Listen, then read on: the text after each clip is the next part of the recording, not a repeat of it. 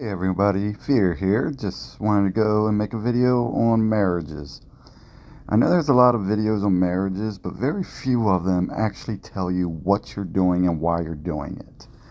Most of them just show you the process and then that's it. I mean, they don't give you any strategy or why it's important. Alright, so with marriages, there's a few things you want to accomplish. You want to accomplish one, stronger heroes. Two, new traits. These are all things that are very important when you're trying to go through your marriages. So make sure you have a plan in place and that you're just not marrying heroes for the sake of marrying them. Alright, so just like anything else, you just want to go into the royal hall here. So the first one you're going to choose, your main champion, it's going to be the hero that receives the benefits. In many games, you want to think of it on how other games has powering up a champion. This is what you're doing. You're sacrificing a champion to power up another one. So, for example, my Dave, and then I'm just going to select somebody. This is one of my feeders. So I'm going to choose him. So the very first here champ you see, my female vamp, she's going to receive the benefits you see above there, where it says heart, the sword, and the shield. The heart is health, the sword is strength, and the shield is defense. You can see the amounts that you're projected to get. It's a range. So, for example, in the health, I get 11,502 to 17,253. For strength, I get between 630 and 946. And for the defense, I get between 88 and 132. Does anything affect that? Yes. There's a lot of things that affect that. And this is something that's not really covered in very many videos, and I'm not sure why.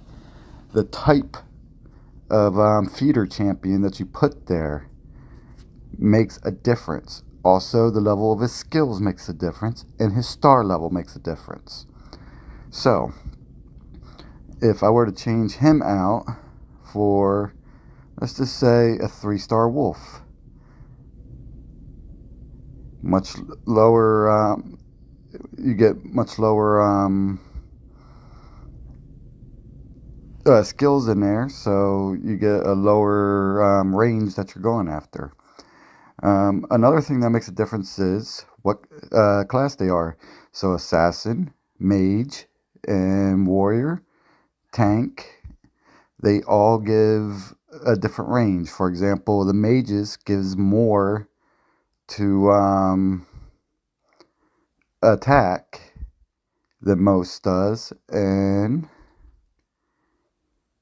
warriors tend to give a little bit of a balance between everything. The archers, I think most people call them rangers, I always just call them archers. They give a little bit more towards health, a decent amount towards strength, but typically gives very little towards defense. The differences are very minor, but you know, if you're trying to focus more on strength, you know, you're going to want to try and feed them mages. You're going to get a little bit higher on the strength. So yeah, we're just going to go ahead and we're going to use my feeders. I always just use these guys. They're one of my favorites as feeders, and I mass produced these guys, and I'm going to show you how. So we're just going to do one real quick here.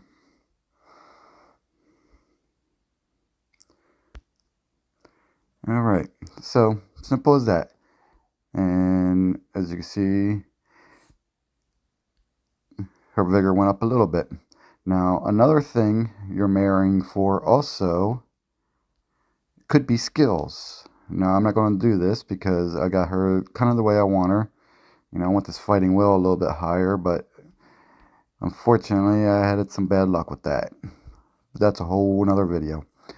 Alright, so if I didn't want this brutal and I wanted one of the following traits you see on the other side there, say I wanted that 22 energetic, I can do this and just roll a dice and pray I get that energetic. But as you see, there's only a 25% chance of me getting that energetic. That's pretty low odds. So if I want to put the energetic on him, I'm going to show you, for example, smaller skill, or on a smaller level, how to narrow down traits for heroes. Alright, so we're going to start off much smaller, much simpler. So we're just going to pick a 3-star, actually, we'll start even smaller. So let's go with this Aeson. So we're going to marry him. And let's say I wanted,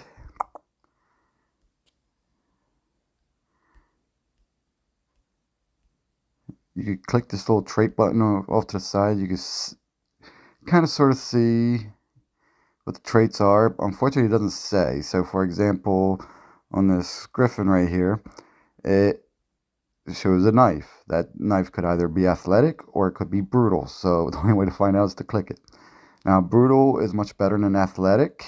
Athletic is okay, maybe your first week playing the game, and then you want to get rid of it. So we're going to select that. Now, you would think, all right, I'm guaranteed to get that brutal because there's only one other skill. But there's actually 2 other skills. That clan trait, cunning. So I could get cunning or brutal. Most likely, I'm going to get the brutal. It seems the clan traits are a bit lower. I don't know what the exact percentages are. So let's do this, and we should get that brutal. Yep, we got the brutal. So that's how you do the traits. Now, if you want to single out a trait, especially since most of the time you're probably going to be working with mythic heroes, it is much, much harder and a lot more time consuming. So let's just go with this guy here. Let's see, what do we got? So there's a lot there I would love to replace. So let's get that fierce off of him. So how we're going to do that is we're going to see, what are we going to want? We're going to want a loyal.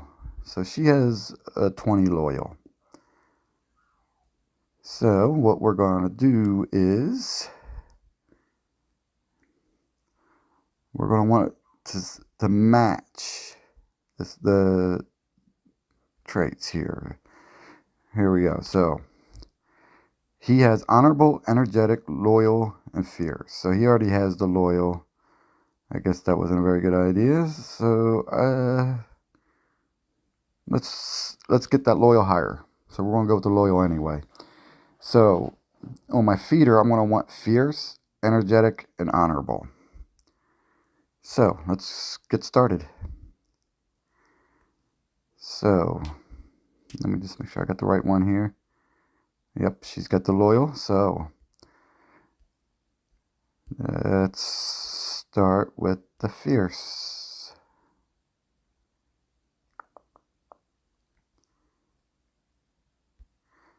So I got to get fierce on her. And you can just use these little ones. That you have a much higher chance of getting what you're looking for. The level doesn't matter. We're just trying to match skills right now.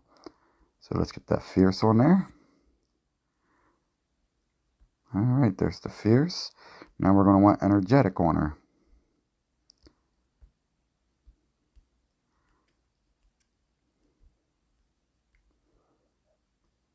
Let's see. Yep, energetic. So let's replace this scrappy.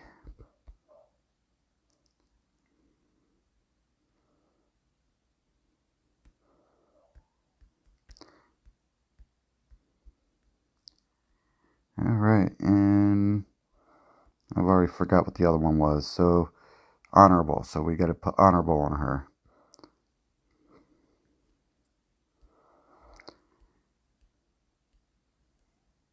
So See, let's find us an honorable here. Here's one. And we're going to replace that athletic.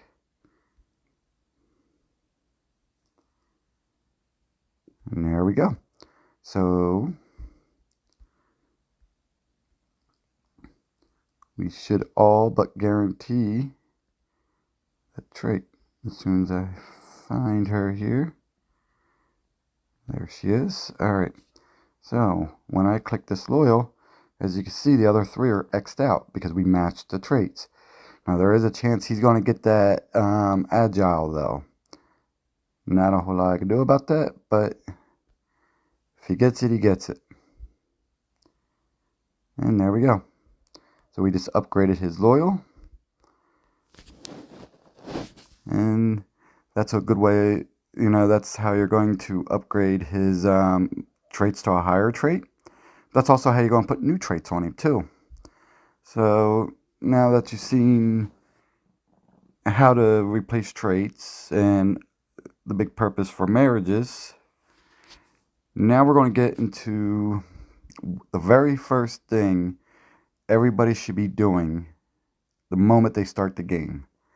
And that is get one of your 1-star companions to Mythic. Like this Trav, that's a very good option. My favorite one. Or you could do Griffin. They're a good one. Or you could do the Sally Horn. Not so much as a good one, but some people might like that one. Get them to Mythic. That way you are mass producing Mythic feeders. And obviously if you get them to 22 skills levels, that's even better. See, as you can see, 22 agile. So most of their skills that she's going to be producing here is going to be level 22. Alright, so we got two 22s and a 21. He's going to make a great vigor feeder. So we're just going to go ahead and feed him right into the vamp here.